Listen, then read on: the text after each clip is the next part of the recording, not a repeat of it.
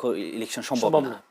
যখন ডক্টর মোহাম্মদ ইউনূস সাহেব যখন লন্ডনে গিয়ে তারেক রহমানের সাথে বসে সেখানে বসে যখন নির্বাচন ঘোষণা দিলেন, তখন তো আর প্রত্যেকেই বুঝতে পেরেছে যে অলরেডি মানে ডক্টর মোহাম্মদ ইউনূস কোন দিকে হেলে পড়লেন।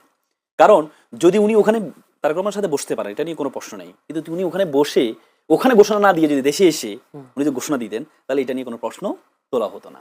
আপনি দেখেন নির্বাচন কমিশন কোন দিকে চলে।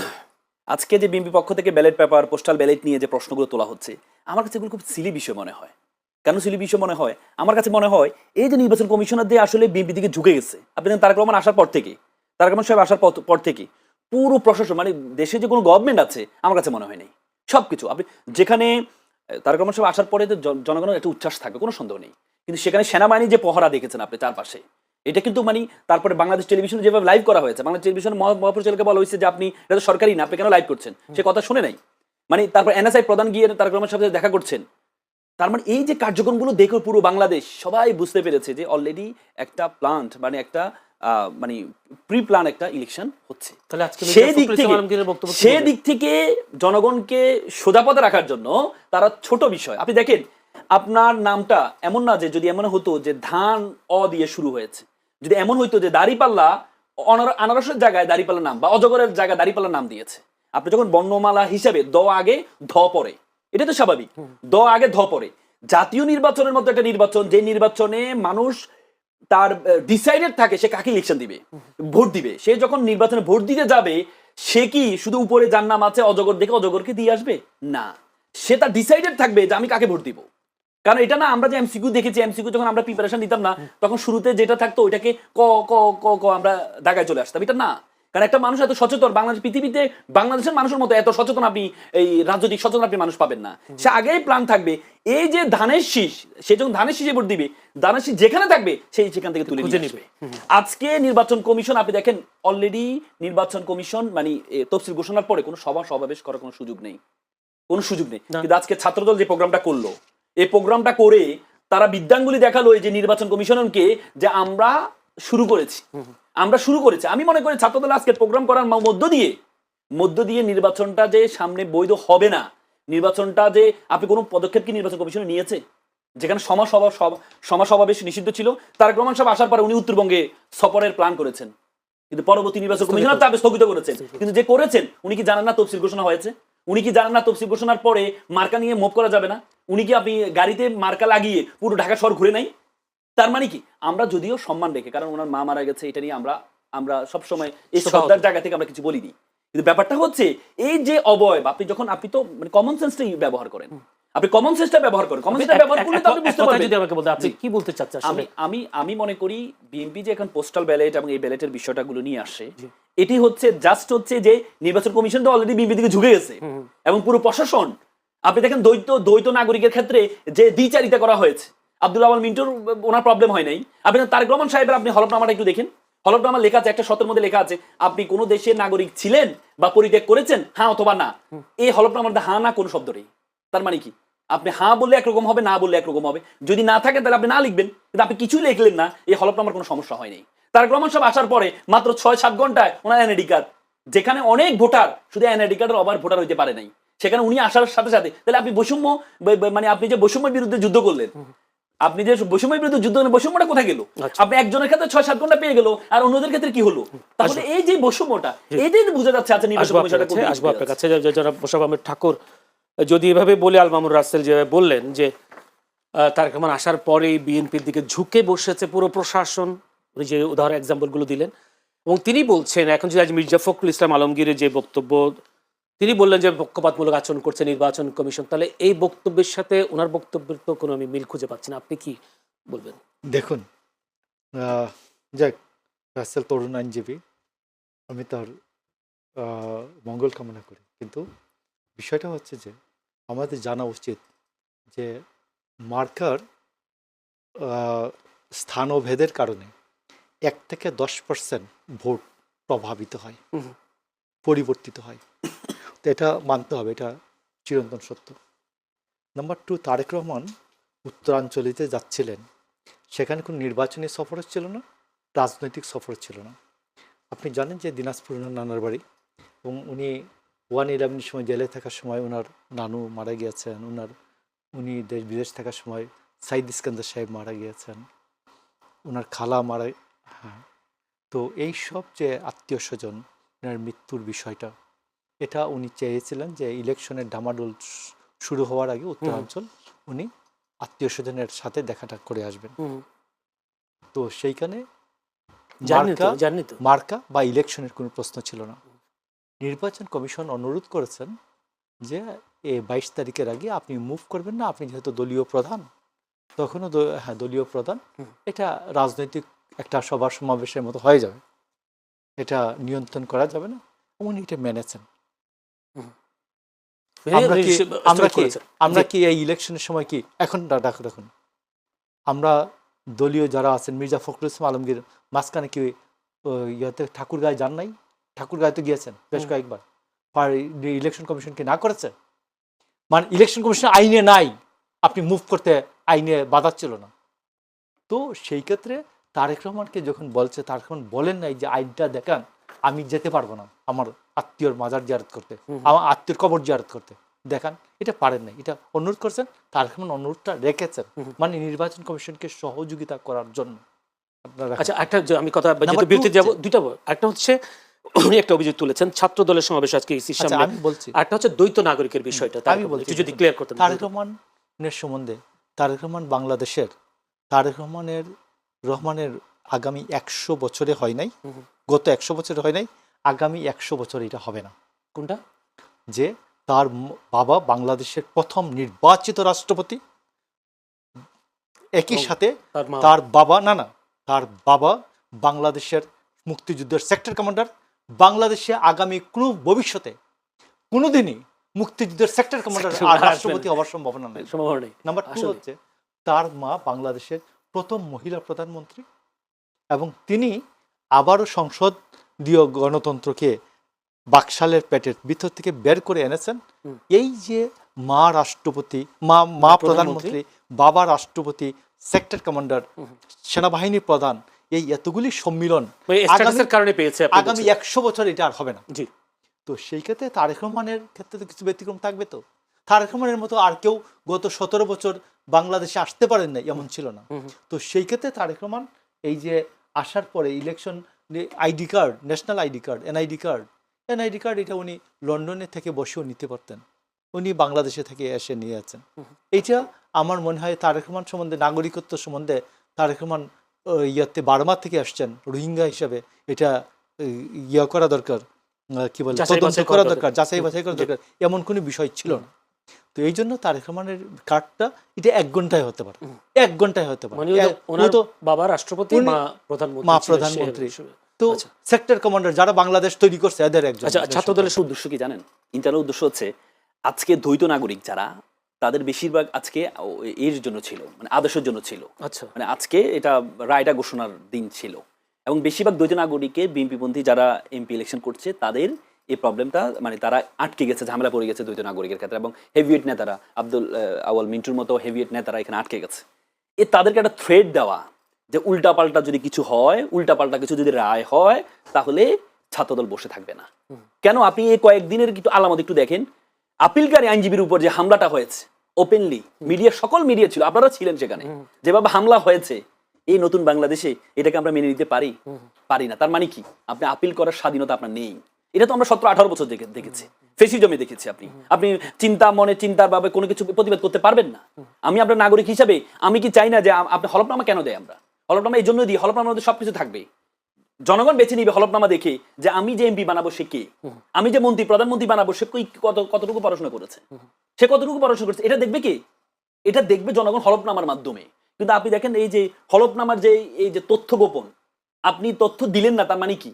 আমার তো জানার সুযোগ হলো না, আমি যে আপনাকে প্রধানমন্ত্রী বানাবো, আপনি কি আসলে অন্য দেশের নাগরিক ছিলেন কিনা বা নাগরিকত্ব ছেড়েছেন কিনা? কারণ আমাদের মধ্যে তো সন্দেহ তৈরি হয়েছে, কারণ আমরা মিডিয়া আপনার সন্দেহ না, কারণ আপনার মিডিয়া কিছু ডকুমেন্টস আসছে, একটা কোম্পানির বিষয় আসছে, যেখানে কোম্পানির, যেখানে তারেক রহমান সাহেব এবং এই তারেক রহমান সাহেবের যে ওয়াইফ ডাক্তার জুবাইদা রহমান, এবং জুবাইদা রহমান যখন লন্ডনে যাচ্ছিলেন, ওনার পাসপোর্টটা সবাই দেখেছে, এটা যুক্তরাষ্ট্রের পাসপোর্ট, তো তাহলে ওয়াইফের যদি যুক্তরাষ্ট্রের পাসপোর্ট হয় তাহলে তারেক রহমান সাহেবের কি?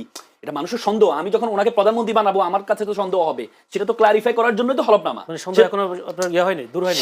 সেটা ক্লারিফাই করে, কারণ আপনি তো সেখানে লিখলেন না হ্যাঁ অথবা না। আপনি যদি লিখতেন না তাহলে আমি সন্দেহটা দূর হয়ে যেত, কিন্তু আপনি হাঁও লিখলেন না, নাও লিখলেন না, তার মানে কি আমার সন্দেহ তো থাকবেই। এটার দায়িত্বটা কার ছিল? ওনার ছিল। এবং নির্বাচন কমিশনের দায়িত্ব ছিল এটাকে ভেরিফাই করা, এটা আসলে উনি দিয়েছে কি দেন না, বা ওনাকে জিজ্ঞেস করা বা ওনাটা স্থগিত করা, সেটা তো করেন না।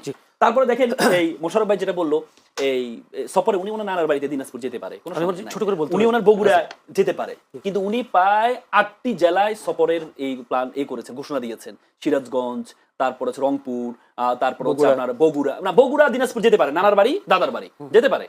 যদি ফেনী যেত আমি কোনো সমস্যা মনে করতাম না, কারণ ওনার নানার বাড়ি যেতে পারে। দিনাজপুর যেহেতু ওনার ছিল এই জন্য যেতে পারে। কিন্তু এর বাইরে সিরাজগঞ্জ, এর বাইরে যে জেলাগুলো উনি ধরেছে, এই জেলাগুলো তো ওনার কি নাই। না না, এই তো আপনি যে ঘোষণা দিন আপনি যাবেন, আপনি যে ঘোষণা দিলেন আপনি জানেন, এটাও তো আপনি বিদ্যাঙ্গুলি দেখালেন নির্বাচন কমিশনকে। তারপরেও যেটা আপনি স্থগিত করেছেন, আপনার বড় মনে পরিচয় দিয়েছেন, এটা আমরা আপনাকে কষ্ট করে ফেলি, আমি মনে সময় নেই। আজকে মির্জা ফখরুল ইসলাম আলমগীর বলেছেন জামায়াত নেতারা বাড়ি বাড়ি গিয়ে বিকাশ নম্বর নেওয়ার অভিযোগ তিনি করেছেন। একসময় বলা হতো জান্নাতের টিকিট বিক্রি করছে জামায়াত, এখন নতুন অভিযোগ জামায়াত নেতারা বাড়ি বাড়ি গিয়ে বিকাশ নম্বর নিচ্ছেন। বিষয়টা কি? প্রথম কথা হচ্ছে দেখেন, সর্বমহলে একটা জিনিস নিয়ে সর্বমহলে আলোচনা শুরু হয়েছে, ফ্যামিলি কার্ড। সর্বমহলে ইউনিকনেস, ফ্যামিলি কার্ড না যখন বিতর্কিত হয়ে যায়, তো এটার এগেইনস্টে ট্রাম্প কার্ড ব্যবহার করতে হবে। তো ট্রাম্প কার্ডটা কি? আমার কাছে কোনো ট্রাম্প কার্ড নেই। এতদিন জান্নাত জান্নাত ট্রাম্প কার্ড ব্যবহার করেছি, যখন বিএনপির বিভিন্ন লোকজন নিজেরাই জান্নাতের জাহান্নাম জান্নাত জাহান্নাম, তারা জিয়া রহমানের নাম নিলে জান্নাত পাওয়া, ওমরা যাওয়া দরকার নাই, জিয়া রহমানের বাড়িতে গেলে হয়ে যাবে, এই যে বিষয়গুলো চলে আসে, তখন জান্নাত ট্রাম্পটা শেষ, তাহলে নতুন ট্রাম্প লাগবে। নতুন ট্রাম্পটা কি? বাড়িতে বাড়ি থেকে বিকাশ। এই যে এই বিষয়গুলো আমার কাছে খুবই মানে সিলি বিষয় মনে হয়। আপনি দেখেন, আমি একটু শেষ করে জানেন ভাই, ফ্যামিলি কার্ড আপনি কি পারেন ফ্যামিলি কার্ডে সরকারের আমাদের জাতীয় লঘু ব্যবহার করে আপনি ফ্যামিলি কার্ড বিতরণের? এবং আপনি বিভিন্ন জায়গায় দেখেছেন ফ্যামিলি কার্ড নিয়ে বাণিজ্য হয়েছে, 10,000 15,000 টাকা দিয়ে। গ্রামের মানুষ বুঝে না, বলে যে ফ্যামিলি কার্ড বিক্রি 10,000 12,000 টাকা বিক্রি হয়েছে। আপনি দেখেন, আচ্ছা অবশ্যই আছে, আমি আপনাকে তথ্য দেখাইতে পারবো, হয়েছে, এটা মিডিয়াতে আসছে। তারপর দেখেন আপনি ফ্যামিলি কার্ডটা, আপনি যে ফ্যামিলি কার্ডটা যে আকাশ কুসুম একটা কল্পনা দেখাইলেন, আপনি 2,000 টাকা করে 4,000 এই কি বলে 2 কোটি ফ্যামিলিকে দিবেন, তার মানে 4 কোটি যদি হয় তাহলে বছরে সেটা পায় 48 কোটি টাকা। বিএনপি কোন নেতা তো 50 কোটি মানুষকে দেবে, এই তো 48 কোটি টাকা। তার মানে আমাদের যে এবার যে বাজেট, এবার 25-26 বাজেটের পায় 8%। এবং শুধু এটা না, এই বাজেটের যে 2টা মন্ত্রণালয়, কৃষি মন্ত্রণালয় এবং জ্বালানি মন্ত্রণালয়ের বাজেটের সমান। তো তাহলে আপনি যে শেখ হাসিনার মতো 10 টাকা চাল খাওয়াবেন, সে একটা স্বপ্ন দেখাচ্ছে না মানুষকে। তারপরে দেখেন এই যে ফ্যামিলি কার্ডটা কিন্তু শেখ হাসিনা নিজে চালু করেছিলেন, 1 কোটি পরিবারকে ফ্যামিলি কার্ড বিতরণ করেছিলেন, টিসিবির পণ্য। সে ফ্যামিলি কার্ডে প্রমাণিত হয়েছে 50% এটা দুর্নীতি হয়েছে। এবং এবার সরকার এসে, অন্তর্বর্তী সরকার এসে প্রায় স্মার্ট কার্ড বানিয়েছেন দুর্নীতির কারণে। তাহলে আপনি যে জিনিসটা আপনি ইউনিকনেস কি আনলেন, সেটা তো শেখ হাসিনা করেছে, এটা আপনি নতুন করে আবার মানুষের কাছে ফ্যামিলি কার্ড বলে, কৃষক কার্ড, ফ্যামিলি কার্ড বলে কি দেখ বুঝাচ্ছেন? এটা যখন বিতর্কিত হয়ে যায়, এটাকে দামা চাপা দেওয়ার জন্য নতুন একটা ইস্যু নিয়ে আসে যে বিকাশ নাম্বার, এনআইডি কার্ড নিলে কি হবে? এনআইডি কার্ড নিলে কি হবে? এনআইডি কার্ড নিলে কি ভোট দিয়ে দিতে পারবে? একজনের ভোট আরেকজন ভোট দিয়ে দিতে পারবে? আমি একটু আসি তাহলে। মোশাররফ আহমেদ ঠাকুর, কি বলবেন? আপনারা বিএনপি ফ্যামিলি কার্ড বিলি করছেন, বিভিন্ন কয়েক কোটি মানুষকে ফ্যামিলি কার্ড দিবেন, এটার বিপরীতে ধামাচাপা দেওয়ার জন্য মির্জা ফখরুল ইসলাম আলমগীর যে বিকাশ নাম্বার নিচ্ছে, এরকম একটা অভিযোগ তুলছেন জামায়াতের বিরুদ্ধে। আমি আপনাকে বলি যে প্রথম কথা হচ্ছে family card, health card, farmers card, এই জিনিসগুলি হচ্ছে যে প্রথমত আপনাকে সবগুলো ক্ষেত্রে আপনাকে স্টার্ট করা প্রান্তিক লেভেলে মানুষের কাছে আপনার রাষ্ট্রীয় অনুদান পৌঁছাবে কিভাবে, এটা একটা পথ করা, এটা হলো সবচেয়ে বড় বিষয়। আপনার 1974 সালে যে দুর্ভিক্ষটা হয়েছিল বেসিক্যালি খাদ্যের অভাবে নয়, বিতরণের প্রক্রিয়ার অভাবে ওইখান পর্যন্ত পৌঁছানো যাচ্ছিল না। তার আগেই আওয়ামী লীগের লোকজন এটা গ্রাস করে ফেলছিল। তো এইটা আমি আপনাকে বলছি যে ফ্যামিলি কার্ডের যে প্রথম যে আইডিয়াটা হচ্ছে, ফ্যামিলি কার্ড, ফার্মার্স কার্ড এবং অন্যান্য যে কার্ডের যে কথাগুলি হচ্ছে, এই 48 কোটি টাকা বা 4800 কোটি টাকা, এই 4,800 কোটি টাকাও যদি হয়, 4,800 কোটি টাকা করে যদি, ইভেন 1 লক্ষ কোটি টাকা যদি হয় এই ফ্যামিলি কার্ড অ্যান্ড আদার্স বাবদ, আমি মনে করি এটা অসম্ভব কিছু। আমার 6 লক্ষ কোটি টাকা বাজেটের মধ্যে আমি যদি প্রান্তিক জনগণের লেভেলের জীবনমান উন্নয়নের উন্নয়নের জন্য, জন্য। জীবনমান উন্নয়নের জন্য আমি এটা খরচ করি। কিন্তু সেরকম এবং কোনো পরিকল্পনা আমি আপনাকে বলি, বিএনপির আছে? এইটা বিএনপি পরিকল্পনার কথা বলছে। বিএনপি এখনই দেওয়া শুরু করে দেয় নাই, মানে এখনই টাকা পয়সা দেওয়া শুরু করে দেয় নাই বিকাশের মাধ্যমে। তো যে যাদের থাকবে এরা ফ্যামিলি কার্ডের টাকাটা পেয়ে যাবে, এমন তো করছে না, বা এমন করা সম্ভব তো এগুলো না। নিয়ে বাণিজ্য তো আমি হচ্ছে বলছেন আপনাকে- উনি? না, এগুলো নিয়ে বাণিজ্য এইগুলো হচ্ছে? শুনেন, এইগুলো হচ্ছে যে এখন আপনি তো তাকে পরিচয় করে দিয়েছেন শুধুমাত্র এই সুপ্রিম কোর্টের আইনজীবী। জি। এখন না, উনি জামাতকে ডিফেন্ড না, করেন তো, কথা না, বলছেন না, তো। সে জামাতকে ডিফেন্ড করছে। এটা বলেন যে জামাতের সমর্থক, জামাতের একজন কর্মী, জামাত নেতা, আমার তো কোনো আপত্তি নাই, থাকলে জনগণ আরো কথাটা বুঝতে সহজ হবে। ধন্যবাদ। যেমন সে ধরুন, আমি আপনি বলছি আমাদের শাহরিয়ার কবির আসে, সে আমি তাকে ক্লারিফাই করে দেই, সে জামাত, সে মাইন্ড করে না। আমরা রাসেলকে আমরা পরিচয় করে দেবো নেক্সট টাইম থেকে, জামাতের নেতা বলছো। জামাতের নেতৃত্ব হলে 30-35 বছর লাগে, আচ্ছা, শুধু আচ্ছা, রাজনীতি করতে আচ্ছা, হবে। ঠিক আছে, আমরা জি, আসি, আমি শেষ আমরা করি। কথাটা শেষ করি। তো এই জন্য আমি আপনি বলছি যে বিএনপি একমাত্র রাজনৈতিক দল যারা ক্ষমতায় গেলে বা রাষ্ট্রীয় দায়িত্ব পেলে তারা কি করবে এটা বলছে। জি। কিন্তু অন্যান্য রাজনৈতিক দলগুলির দায়িত্ব হচ্ছে তারাও বলবেন, তারা দায়িত্ব পেলে তারা তাদের প্ল্যানটা কি। তার এখন বলছেন আই হ্যাভ এ প্ল্যান, তার প্ল্যান বলছেন, হেলথ প্ল্যান বলছেন, কৃষির ক্ষেত্রে প্ল্যান বলছেন, স্বাস্থ্য ক্ষেত্রে প্ল্যানের কথা বলছেন, খাদ্যের ক্ষেত্রে প্ল্যানের কথা বলছেন, জীবনমান উন্নয়নের ক্ষেত্রে প্ল্যানের কথা বলছেন। আমি জামাতে ইসলামের ভাইদেরকে বলবো, আপনারাও নিজেদের প্ল্যানের কথা বলুন। যেমন ধরুন বলছেন আমাদের খ্রিস্টিয়ান ও ঐক্য পরিষদের সাথে কথা বলার সময় আমাদের বলছেন কি নাম, আমাদের আমির সাহেব বলেছেন যে আমাদের শরিয়া আইন কায়েমের কোনো প্ল্যান নাই। আচ্ছা, ঠিক আছে, এটা একটা বক্তব্য মানুষ জানলো তো। কিন্তু আমি আপনি বলছি, আপনার কথা হচ্ছে যে আপনি প্ল্যানের কথা বলুন, অন্যের সমালোচনা না করে প্ল্যানের কথা বলুন, যে yes we have the plan. আমরা এটাকে বলি, আমরা প্ল্যান নিয়ে বিতর্ক করি যে ইয়েস আপনার এই প্ল্যান থেকে আমার এই প্ল্যানটা অনেক বেটার। এইটা আমার মনে হয় যে নতুন বাংলাদেশে এইটা নিয়েই বিতর্ক হওয়া উচিত। জনগণের জীবনমান উন্নয়নে, জনগণের কল্যাণে সব রাজনৈতিক কি কি দলগুলো প্ল্যান হতে পারে, আমরা এইটা নিয়ে আলোচনা করি। যে ছোট্ট করে যদি আপনার জামাতের কোনো প্ল্যান আছে কিনা, যদি ছোট্ট করে একটু বলেন। জামাত অলরেডি আপনার বিভিন্ন ক্ষেত্রে যে দুর্নীতি কিভাবে করবে, তারা অলরেডি প্রায় 12 পৃষ্ঠার একটা দিয়েছে। প্রত্যেকটা সেক্টরে কিভাবে দুর্নীতি কমবে, কিভাবে আমাদের দেশের সবচেয়ে বড় সমস্যা এখন দুর্নীতি, তারপর বেকারত্ব কিভাবে কমবে। জামাত কিন্তু কখনো বলে নাই যে যারা বেকার আছে তাদেরকে বেকার ভাতা দিবে, বলে নাই। বেকার যারা আছে, যে আমাদের প্রথম 60 লক্ষ বেকার আছে, তাদেরকে কিভাবে কর্মসংস্থান করা যায় সেটার বিষয়ে জামাত প্ল্যান দিয়েছে, জামাত পলিসি দিয়েছে। আপনি দেখবেন জামাতের ওয়েবসাইটে অলরেডি পলিসি ওরা প্রকাশ করেছে, প্রত্যেকটা সেক্টরে কি কি পলিসি হবে, কোন পলিসিতে আগাবে। শুধুমাত্র যে প্ল্যান বলেছি, মুখে বলে যাই হবে প্ল্যান, কিন্তু প্ল্যানটা কি? জামাতের প্রত্যেকটা সেক্টর বলছে যে অনেকে নারীদেরকে বন্দী করে রাখতে চায় 5 ঘন্টা, 8 ঘন্টা থেকে 5 ঘন্টা কমিয়ে দিয়ে, বা 3 ঘন্টা কমিয়ে দিয়ে 5 ঘন্টা ডিউটি, নারীদেরকে বন্দী করার একটা কৌশল, এই অভিযোগ তো করে। দেখেন, জামাতের বিরুদ্ধে অভিযোগটা নিয়ে আসছিল যে জামাত যখন বলেছে 5 ঘন্টা, তার মানে কি? তার মানে জামাত বলেছে যে মহিলারা যারা মা, তাদের তো পরিবার মেনটেন করতে হয়, বাচ্চা মেনটেন করতে হয়, তারা বাসা বসে, আপনি দেখেছেন করোনার পরবর্তীতে কিন্তু বাসায় বসে এই অফিস ফ্রম হোম এটা চালু হয়েছে, যে মাদেরকে 5 ঘন্টা, তার মানে না মাদেরকে ঘরে বসানোর কোনো না। কিন্তু আপনি যখন পরবর্তীতে যখন বেকার ভাতা দিবেন, তার মানে এটা কি দাঁড়ালো? বেকার ভাতা মানে আপনি ঘরে বসে থাকেন, আমি আপনাকে টাকা প্রদান করব। তার মানে আপনি প্রথমটা আপনার কাছে ভালো ছিল। আমাদের এলাকা বলে আমার এই মেয়ের জামাইটা ভালো, মেয়ের কথা শুনে, ছেলে খারাপ বউয়ের কথা শুনে। কারণ অন্যের হলে আপনার কাছে খারাপ লাগে, নিজের হলে ভালো লাগে। জামাত প্রস্তাব দেওয়ার কারণে খারাপ লাগে। একটা প্রশ্ন করে ফেলি, আপনি বলেছেন কর্মসংস্থানের কথা জামায়াত বলবে, কিন্তু জামায়াত তো নির্বাচনের আগে ইসলামী ব্যাংক থেকে অনেক 5,000 লোককে ছাঁটাই করেছে। তাহলে কর্মসংস্থান দেওয়ার ক্ষেত্রে কর্মসংস্থান থেকে বিদায় করে দিল, এই বিষয়টা কিভাবে দেখছেন? দেখেন, আমাদের মোরালিটি, আপনাকে এই ইসলামের সবচেয়ে বড় বিষয় হচ্ছে অযোগ্য লোককে যোগ্য জায়গা নেওয়া যেমন অপরাধ, যোগ্য লোককে অযোগ্য জায়গা নেওয়া একই অপরাধ। এসালম কোনো ধরনের পরীক্ষা ছাড়া একটা ইসলামী বাংলাদেশের সবচেয়ে সফল ব্যাংক ইসলামী ব্যাংক। যে ব্যাংকে এত সফল হয়েছে কেন? সফল এই জন্য হয়েছে কারণ এই ব্যাংকের যারা কর্মচারী আছে, তাদের মানুষের সাথে যে ব্যবহার, যে এলিট শ্রেণী, কারণ আমাদের ব্যাংকগুলো দেখবেন যে একটা এলিট শ্রেণী ভাব আছে। যারা একটু বড় তাদের সাথে এক ধরনের আচরণ করে, যারা একটু নিম্নমানের তাদের সাথে, যাদের বড় অ্যাকাউন্ট তাদের সাথে একরকম আচরণ করে, যারা নিম্নমানের তাদের সাথে একরকম আচরণ করে। কিন্তু জামাতের গঠন প্রক্রিয়া দেখেন, জামাতের একটা কর্মী, আমি ভাই যে বললো আপনাকে আমরা জামাত নেতা ঘোষণা করবো, জামাত নেতা চাইলে পারবেন না। কেন পারবেন না? কারণ জামাতের যে প্রক্রিয়া, যে আপনি দেখেন মেজর আখতারুজ্জামানের মতো একটা ব্যক্তি সাধারণ সহযোগী সদস্য হিসেবে অন্তর্ভুক্ত হয়েছে। এই ব্যক্তি যদি অন্য কোনো দলে যেত, এই ব্যক্তির সেম ক্যাটাগরি আরেকজন ছিল হচ্ছে অ্যাডভোকেট ফজলুর রহমান সাহেব, সেই ব্যক্তি হয়ে গেলেন একটা জেলার সভাপতি, সেই ব্যক্তি হয়ে গেলেন এমপি প্রার্থী। কিন্তু আখতারুজ্জামান সাহেব জামাতে গিয়েছে মাত্র সহযোগী সদস্য হিসাবে। কারণ জামাতের আপনি যখন ইন হবেন, একটা নির্দিষ্ট পরিমাণ বই পড়ে আপনার জ্ঞান নলেজ নিয়ে আপনাকে ধাপে ধাপে আগাইতে হবে, ধাপে ধাপে আগাইতে হবে। তার মানে জামাত তার কর্মীদেরকে সেভাবে মোরাল যে ইথিক্সের জায়গাটা সেটা শিখায়। আপনি যখন এসালাম যখন 5,000 নিয়োগ দিয়েছে কোনো ধরনের পরীক্ষা ছাড়া, তার মানে অযোগ্য লোকগুলোকে নিয়েছেন। এই জন্য কিন্তু ইসলামী ব্যাংক বারবার থ্রেট করেছেন।